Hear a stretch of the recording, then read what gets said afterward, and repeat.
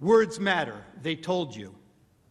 But they selectively edited the president's words over and over again. They manipulated video, time-shifting clips, and made it appear the president's words were playing to a crowd when they weren't. Let's take a look. After this, we're going to walk down, and I'll be there with you. We're going to walk down. We're going to walk down to the Capitol. But I think right here, we're going to walk down to the Capitol.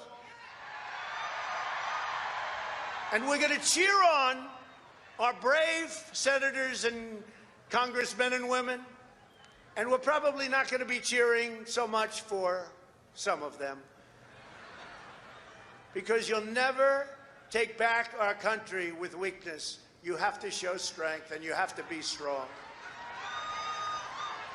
We have come to demand that Congress do the right thing and only count the electors who have been lawfully slated. Lawfully slated. I know that everyone here will soon be marching over to the Capitol building to peacefully and patriotically make your voices heard. And we are going to walk down to the Capitol.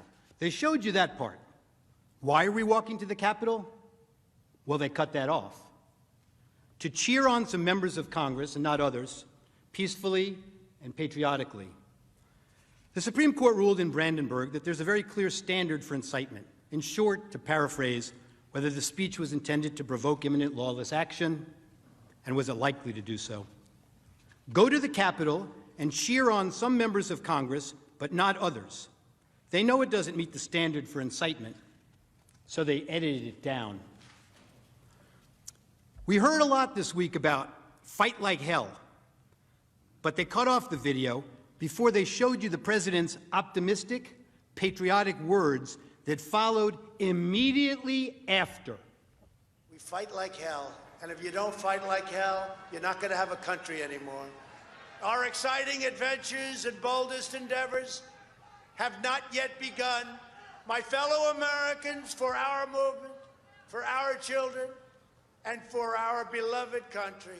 And I say this, despite all that's happened, the best is yet to come. There's that famous quote, like one of the House managers said, "A lie will travel halfway around the world before the truth has a chance to put its shoes on." Well, this lie traveled around the world a few times, made its way into the Biden campaign talking points, and ended up on the Senate floor. The Charlottesville lie. Very fine people on both sides, except that isn't all he said. And they knew it then, and they know it now. Watch this. But you also had people that were very fine people on both sides. You had people in that group, excuse me, I saw the same pictures as you did. You had people in that group that were there to protest the taking down of, to them, a very, very important statue and the renaming of a park from Robert E. Lee to another name. Robert E. Lee are not the same. Well, no, George Washington was a slave owner. Was George Washington a slave owner? So will George Washington now lose his status? Are we going to take down, excuse me, are we going to take down statues to George Washington? How about Thomas Jefferson? What do you think of Thomas Jefferson? You like him? Okay, good. Are we going to take down the statue? Because he was a major slave owner. Now we're going to take down his statue. So you know what? It's fine. You're changing history, you're changing culture, and you had people, and I'm not talking about the neo-Nazis and the white nationalists, because they should be condemned totally. But you had many people in that group other than neo-Nazis and white nationalists, okay? And the press has treated them absolutely unfairly. Now, in the other group also, you had some fine people, but you also had troublemakers, and you see them come with the black outfits and with the helmets and with the baseball bats. You had a lot of bad people in the other group too. Treated unfairly, sir. I'm sorry, I just didn't understand what you were saying. You were saying the press has treated white nationalists unfairly? No, I just didn't understand what you were saying. No. There were people in that rally, and I looked the night before. If you look, there were people protesting very quietly the taking down of the statue of Robert E. Lee. I'm sure in that group there were some bad ones. The following day, it looked like they had some rough, bad people, neo-Nazis, white nationalists, whatever you want to call them. But you had a lot of people in that group that were there to innocently protest, and very legally protest, because, you know, I don't know if you know, they had a permit. The other group didn't have a permit. So I only tell you this. There are two sides to a story.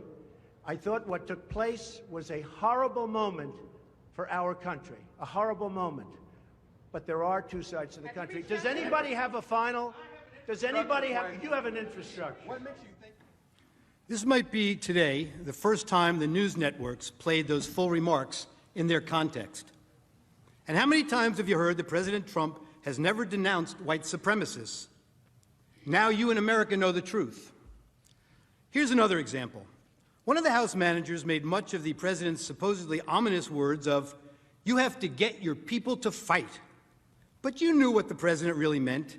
He meant that the crowd should demand action from members of Congress and support primary challenges to those who don't do what he considered to be right. Support primary challenges, not violent action. I know what he meant because I watched the full video, and so did the House managers, but they manipulated his words. You will see where they stopped it, and to give it a very different meaning from the meaning it has in full context. Let's watch. You have to get your people to fight. He told them. You have to get your people to fight. And if they don't fight, we have to primary the hell out of the ones that don't fight.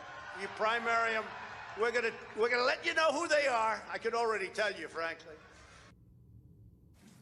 The people who need to fight are members of Congress.